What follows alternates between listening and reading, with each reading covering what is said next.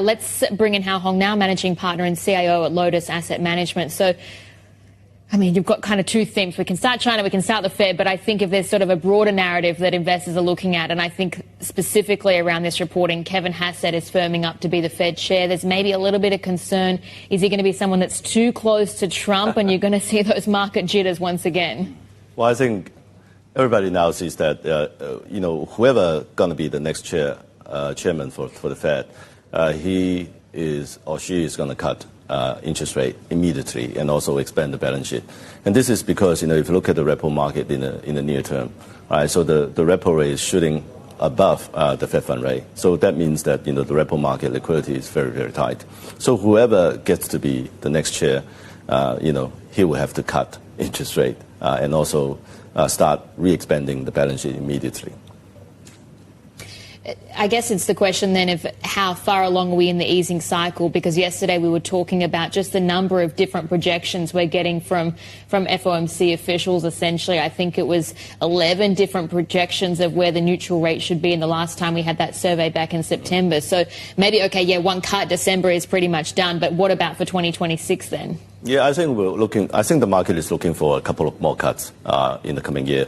I think, if you look at the precious metal prices, it's already, pricing in substantial easing going forward, and also probably monetary inflation. And I think as a result, if you look at especially silver, right? So silver is a cheaper precious metal, right? So it's continued to make new highs, and, people are betting on, aggressive rate cut and Fed balance sheet expansion. Where do you weigh in then on, essentially, I know the stock market is not the economy, but with the Mag 7, it is a proxy, obviously, and there seems to be a little bit of heat coming out. Again, concerns about the AI bubble and, as well, investment going into AIs. We've seen a number of different Fortune 500s concerned about that. Yeah, I think, before this quarter, the capex that is going into the AI sector is actually still being funded by free cash flow. So I think as a result, I think before this quarter, everything looks okay-ish.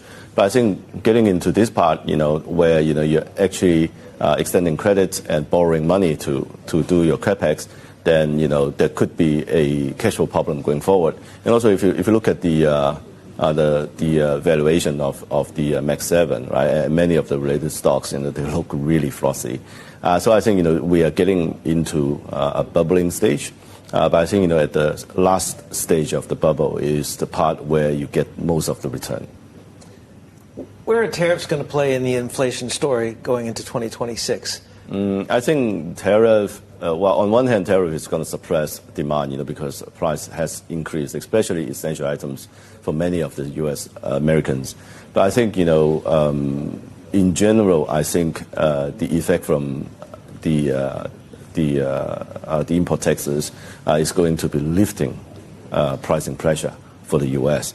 So I think as a result, as you can see, on one hand, the Fed is bound to cut interest rate, but then on the other hand, inflation pressure is actually rising, and that is auguring for monetary inflation. How do you game it out, though? Because I think that obviously there's delayed transmission on that. I mean, right now you've got, for instance, sort of the whole thing just being kicked down the can. You've got the can being kicked down the road. But Trump says he's going to be going to China in April of next year. I mean, maybe that's the point. You actually see some progress.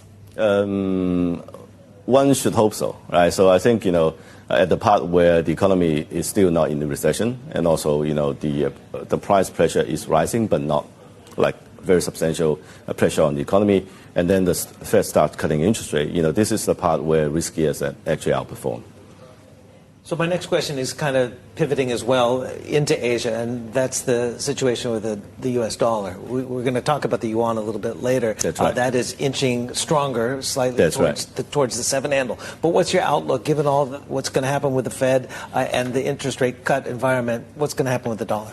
Yeah, I think the dollar is in a secular downtrend. Right? So once the Fed start cutting, once the inflation pressure in the U.S. economy is starting to be felt by almost everyone, then people would start pricing in a further dollar weakness. So it's a multi-year secular downtrend. But then during this downtrend, of course, we're going to see some technical rebound. For example, in recent months, we're actually seeing the U.S. dollar stabilize around 96, and now it's back up to 100 level. So I think, you're going to see, many of these technical rebounds along the way. But I think overall, in the coming years, the U.S. dollar secular downtrend is going to continue. Can you just go back then, I guess, to your commodities call and as well how the direction of the dollar plays into that? Well, a weak dollar would be good news for commodities, obviously. Exactly, and, so besides the precious metal price I mentioned just now, if you look at copper price, for example, right, so, it's going through the roof. Aluminium is going through the roof as well. So I think, their strength is going to continue, as long as the expectation for monetary inflation is in place. But also the expectations of tariffs as well, with the copper story, with a lot of the inventories being brought into the United States ahead of any potential tariff shock. And that's why we're seeing fresh records in copper. Yeah, I think, he's trying to make up his mind, what to do with the copper tariff. He's wavering. But I think, even if, he hasn't made up his mind on the duty, on the import duty, I think, we're at the part of the economic cycle where, commodities tend to outperform. On the AI story as well, because you mentioned that we're getting toward the end of that bubble. What does a deflation of the bubble look like? Are we coming into a burst? Is it going to be a slow deflation? What's the characteristics, do you think? Yeah, I think all bubble burst at the end. So, we've seen many of these episodes happen. I think even in 2022, right? So when the Fed started raising interest rate, we actually saw the tech bubble deflated by 30%, which is quite substantial. So I think this time around, the bubble is even bigger than before. Everybody is putting in tremendous amount of capital into the sector. I think, the market tend to sort of overestimate the impact on AI in the near term. But then on the long term, of course, AI is going to transform the human society. How does it play out then? I mean, who gets most burnt? Because, for instance, there was the Anthropic CEO speaking overnight at a New York Times event, but saying that they've been a little bit more cautious in their capex and spending really just a fraction of what OpenAI is looking at. Yeah. So if you've been a really heavy spender in this environment, are you the one that gets most burnt, or is there something else that you look at? Yeah, I think people, haven't sort of made up their mind. The U.S. model really is that, the hyperscaler, right? So you're just throwing tremendous amount of money on AI, trying to scale up. But then the Chinese way really is, so we were making do with limited technology, limited supply of GPUs, and trying to maximize our output, from these limited resources. So it's a very different model of development. And also, Chinese development is open source. For example, the DeepSeek a couple of days ago, right? So actually released a new LLM that rivals the other. Two updates. That's right. So I think it's, both sides are making tremendous stride in this area. I think, it's two different models. It remains to be seen who gets to lead the world. Later, we're going to pivot to talk exclusively about China. Later in the show, you're going to stick around. But I did want to ask you about the labor market again, because that's what's fueling, increased bets upwards of 90%. That's that right. we're going to get a cut next week, Wednesday, December 10th. But again, it also dovetails nicely with the AI stories. We're seeing these corporates laying off people. Was it Amazon, 15,000 jobs, a number of things. That's right. So that's also going to be, as Bell talked about, the bad news led to the good news on the markets, but the bad news is also leading to more bad news, possibly more job losses and more labor market weakness. Yeah, I think so. As this sort of breakthrough technology continue to develop, right? So as you can see, the lower echelon of the society actually lose out, right? So people keep talking about K-shaped economy. The economy that is, the part of the economy that is dominating is the part that requires lots of capital, right? So because, the AI capex is humongous. But then at the same time, as the technology being developed, then, we probably need less labor and therefore, many laborious jobs being cut out. So I think as a result, later on, many of these jobs would have to be transformed into the other parts of the society where they find new ways to make a living. For example, these days, we have YouTuber, we have, people, KOLs on the internet is making like millions of dollars. And then, this is an entirely different lifestyle that cannot be imagined a few years ago. All right. But let's pivot again back to the yuan. It looks like the PBOC is sort of tapping the brakes a little bit on the pace of acceleration towards 7. Why would they be doing that when there's been a growing chorus of economists, significant economists, including the chief strategist at CIIC, saying now is a good time? It'll stimulate a little bit of domestic consumption, give more buying power for imports. What's your case? Well, I think if you look at the real effective exchange rate of the Chinese yuan, is probably one of the most underappreciated currency in the world. In the sense that in the last couple of years, the real effective exchange rate has depreciated by more than 25%. So depending on which way you look at it. So I think, it could be one of the strategic moves by the Chinese government, trying to grab market share on the high-end manufacturing sector. But I think now, we get to a point where the Chinese manufacturing sector is producing 13 to 15% of the total value add of the global manufacturing industry. And also, the competitive advantage of many of the Chinese industries probably doesn't have to depend on the cheap currency, to chip away the other countries' advantage. So I think as a result, this is a good time to appreciate the yuan, and with and reappreciation of the Chinese yuan, there should be a revaluation of the Chinese asset price. Sorry, but how much stronger does it get into next year? Well past 7. Oh, yeah, it should. What level then? Yeah, if you look at back in 2018, right? So when there was the first trade war, the Chinese yuan at the start of the trade war was at 690-ish, below 690. Yeah. Right, so we should go back to that level. And then you said reappreciation of asset prices. Which assets are you looking at in particular? Yeah, I think in general the Chinese stocks tend to be a good play. When the Chinese yuan appreciate, there's a close relationship, with a stronger Chinese yuan and a stronger Hong Kong market and the Asia market, in particular the Hong Kong market. I think also, because China is still a large importer of global commodities, and that will all go well for commodity price as well. We're going to get to Tristan in just a minute to talk about the property market. But again, the overarching rhetorical question is where is and when are we going to see the bottom to the market? It doesn't look like we're going to see it given, the troubles at New World, the Country Garden, Vanke and others. Yeah, I think, in particular, Vanke has been in a bit of trouble, right? So they're probably going to delay the payment. But if you look at what happened in the past couple of years, so on one hand, the Chinese property market continued to decline, but then at the same time, the Chinese economic growth maintains sort of steady as it goes, right, for the past couple of years. So what that means is that, the Chinese economy has been undergoing a transition in the last couple of years, from a overly dependent, property-dependent model into a new sort of a high-tech manufacturing-driven model.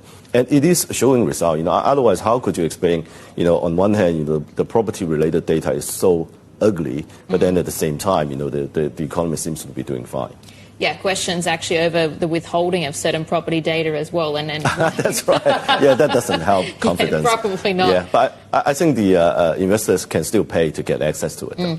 Morgan Stanley, I'm curious then for your view, if you're saying that, just in general, that appetite for property. He had a roundtable conversation this week over in mainland China, and Robin Xing, that is the bank's chief China economist, but talking about this need maybe for mortgage aid and for China actually to turn to mortgage subsidies to try and prop up the market. I mean, is that a good policy move? Would you recommend a policy move like that? Yeah, I think it will be a good policy move. I think they should just cut mortgage rate to zero. So people don't have to pay for interest payment, then they just live in the house for free for a few years, wait until the market bounce back. I think that way, on one hand, you lessen the burden of, people's repayment of mortgage, and then on the other hand, you free up all this money, to do other things. And I think, everybody knows that by the time when it gets to 2020, 2021, the property price has peaked. And I think we're now 30% down from the peak. I still think that there will be further correction to go. But, during this correction, how do you minimize? How do you sort of lessen the pain for people who bought at the peak? You